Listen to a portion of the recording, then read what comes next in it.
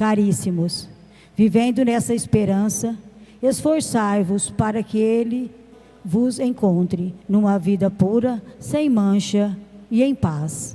Palavra do Senhor. Graças a Deus. Quero ouvir tua palavra que transforma o meu viver, pra cantar a canção nova para o mundo.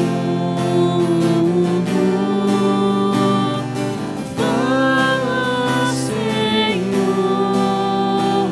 eu quero te escutar.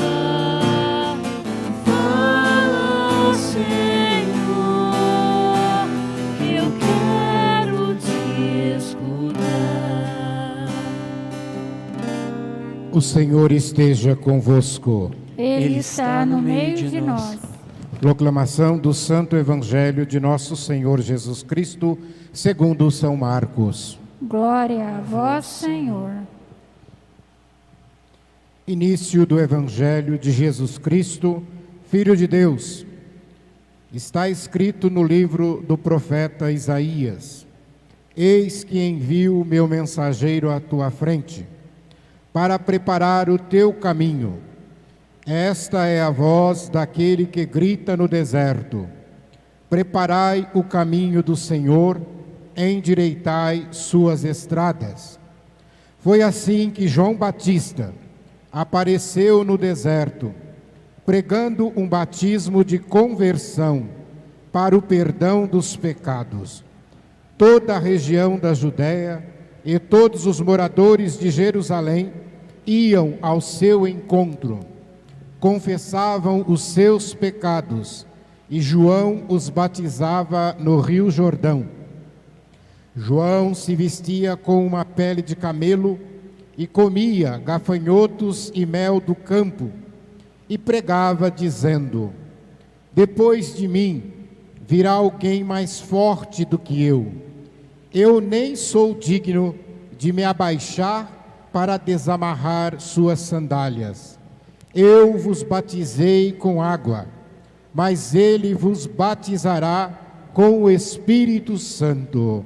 Palavra da salvação. Glória a vós, Senhor. Emanuel, Deus conosco, venha ao nosso mundo, vem. Reverendíssimo Padre Neuci, presidente desta celebração eucarística, queridos irmãos e irmãs presentes nesta igreja paroquial, queridos internautas que nos acompanham pela rede de comunicações Santa Rita de Cássia e também pela web rádio Ativa Comunicações. Neste segundo domingo do Advento, nesta caminhada que nós estamos fazendo de preparação para o Natal do Senhor, nós vemos o profeta Isaías, na primeira leitura, falar da época do exílio. Ele se dirige aos exilados, falando da fidelidade a Deus e da sua vontade de conduzir o seu povo através de um caminho de libertação, em direção justamente a essa terra da paz, em direção à terra da liberdade. Ao povo, por sua vez, é pedido que se dispa dos seus hábitos de comodismo, de egoísmo, de autossuficiência, e que aceite Deus em suas vidas. A mensagem anuncia que Deus não abandonou, nem esqueceu o povo.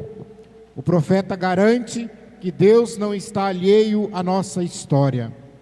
A palavra de Deus sempre nos interpela, sempre nos questiona, e o Advento é justamente esse tempo favorável para nós nos questionarmos como está essa caminhada que nós estamos fazendo.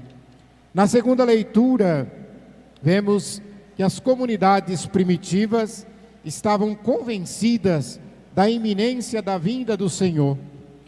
Então, ele sempre dizia: o Senhor está vindo, o Senhor está demorando. Porém, o tempo passava e nada acontecia. e muitos se decepcionavam, e isso era motivo para que os cristãos daquela igreja primitiva se tornassem motivo de piada, motivo de chacota dos pagãos daquela época. E nesta carta nos é ensinado que o tempo de Deus é diferente do nosso tempo. Ele é paciente. E às vezes a gente pergunta, né? Por que o Senhor está demorando? Ele está demorando para dar mais tempo, para que mais pessoas sejam salvas, para que mais pessoas se convertam. É esse o tempo de Deus, que não vai coincidir com o nosso tempo.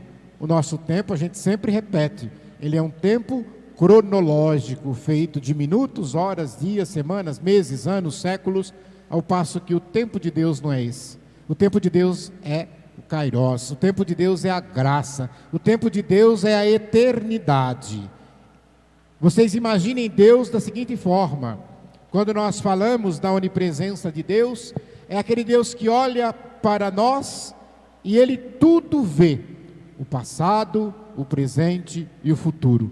Nada escapa aos olhos de Deus, porque Ele é Deus, Ele tudo vê ao mesmo tempo. Somente a nós, que nos é permitido apenas ver o presente, né? Nós humanos só podemos ver o presente. A gente fica com saudades do passado, o saudosismo, ou então com a esperança, com os sonhos do futuro, mas nós não conseguimos ver, mas Deus vê.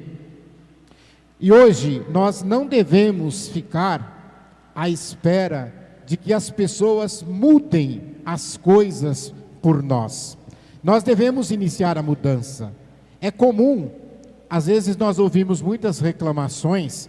É gente que reclama da saúde, é gente que reclama da educação, é gente que reclama da economia, mas quem reclama nada faz para mudar.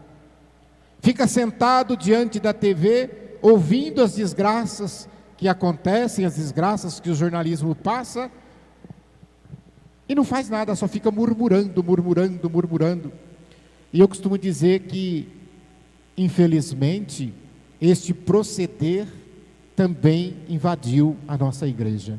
Infelizmente a gente traz, ao invés de nós levarmos as coisas boas da igreja para a nossa vida lá fora, a gente traz o que não presta da vida lá fora, do mundo, a gente traz para dentro da igreja.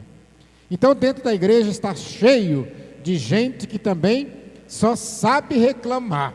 Reclama da música, reclama dos leitores, reclama do padre, reclama da arrumação da igreja, porque isso não está bom, porque aquilo não está bom, porque se fosse eu faria diferente, porque comigo não seria assim, mas só que fica sentado, não faz nada, não ajuda. Quando o padre pede ajuda, né, para limpar o salão, para arrumar a igreja, né, para participar de uma promoção, para ser dizimista, nós não queremos saber. Não, eu estou aqui no meu comodismo, eu não quero saber. Ontem eu estava dando uma aula de finanças, eu não sou especialista, mas eu pensava comigo lá quando eu falava, né? A gente reclama que precisa fazer economia, que não sei o quê, e aí eu falei para os alunos, eu falei assim, vocês deveriam tentar descobrir dentro da vossa casa quem é o vilão da economia. Aí eles não entenderam, né? Mas como vilão da economia? Sim, olhe dentro da sua casa e veja lá quem é o vilão. E a gente poderia começar a desfiar um rosário. Por exemplo, energia elétrica. Às vezes, eu falo da minha casa, que às vezes você olha, a luz do quarto está acesa, do corredor está acesa, do banheiro está acesa, da sala está acesa, a da cozinha está acesa, a da garagem está acesa, a da varanda está acesa, e a gente está tudo na sala. A televisão da sala está acesa, ligada, a televisão do quarto está ligada, e a gente está na cozinha conversando. O que é isso? Aí a gente falava assim, você já olhou seu lixo orgânico? O que é lixo orgânico? É os restos de comida. Quem tem às vezes o animal, joga para galinha, mas quem não tem, às vezes tem gente que pega a sacolinha cheia de arroz, de feijão, que estragou, porque fez muito.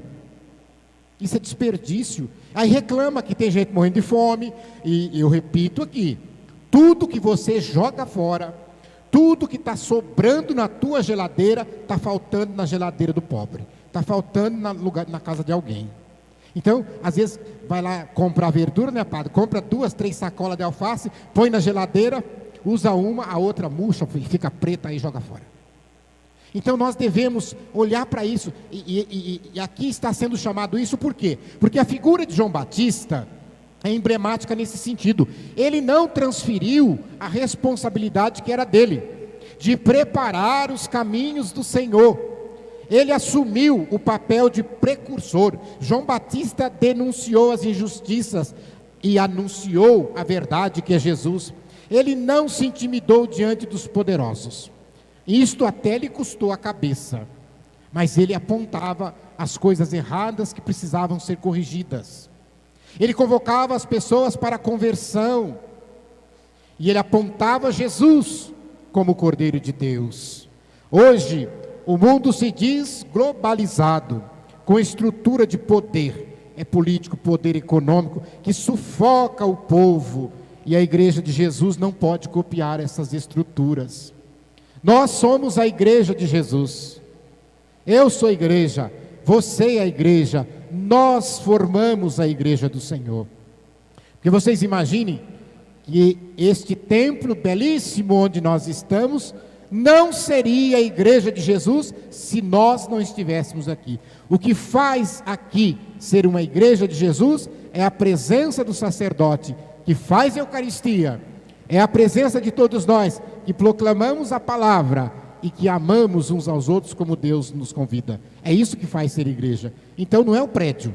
Então nós devemos ser igreja de Jesus, não só aqui dentro, mas na minha casa, no meu trabalho, onde quer que eu esteja. E eu digo mais, o poder que deve ter na igreja é o poder de Deus. O único poder que tem que ter na igreja. Nós não devemos confiar ou entregar a nossa esperança no poder do homem, porque a Sagrada Escritura já diz: infeliz, maldito o homem que confia no outro homem. Nós devemos confiar em Deus.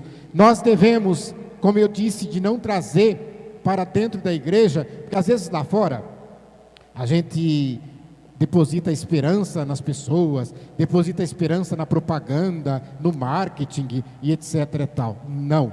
Aqui na igreja, a nossa esperança é o Senhor. A igreja de Jesus passa perene por esses mais de 2000 anos. É o rebanho do Senhor que vai caminhando.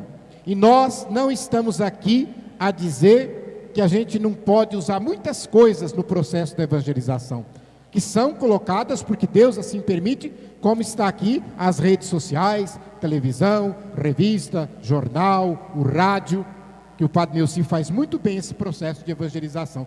Nós devemos também fazer isso, mas usar estes meios para o bem, para a paz entre os povos, para preparar os caminhos do Senhor. João Batista preparou as veredas, endireitou o que era torto, como diz a leitura, para que Jesus pudesse ser recebido como Messias.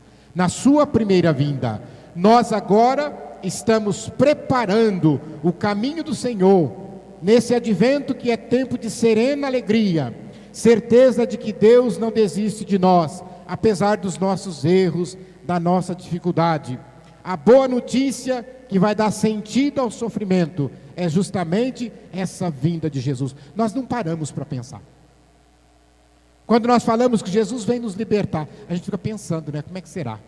Meus irmãos, será uma vida em Cristo, onde você pega tudo que não presta, que não vai ter. Tudo que nos faz sofrer não vai ter. Tudo que nos faz chorar não vai ter. Porque a vida eterna em Cristo Jesus, nesta sua segunda vinda, conforme a sua promessa, não terá dor, não terá sofrimento, não terá lágrima, não terá luto, não terá briga, não terá encrenca, não terá morte. É a vida que todos nós gostaríamos, que desejamos ter, mas que infelizmente a gente não consegue. Mas com Jesus nesta segunda vinda é a sua promessa. E João Batista aqui falado é o mesmo que pulou no ventre de Isabel, sua mãe, de alegria. Olha que bonito. Quando Nossa Senhora visitou Isabel, Então ele já estava ali como precursor, pulando de alegria no ventre. Isabel colocou a mão no seu ventre, ela já de 6 meses de gravidez, e sentia que o menino estava saltando. Aquele era o precursor. Eu, como militar, vejo essa palavra precursor, e a gente lembra o que é um precursor.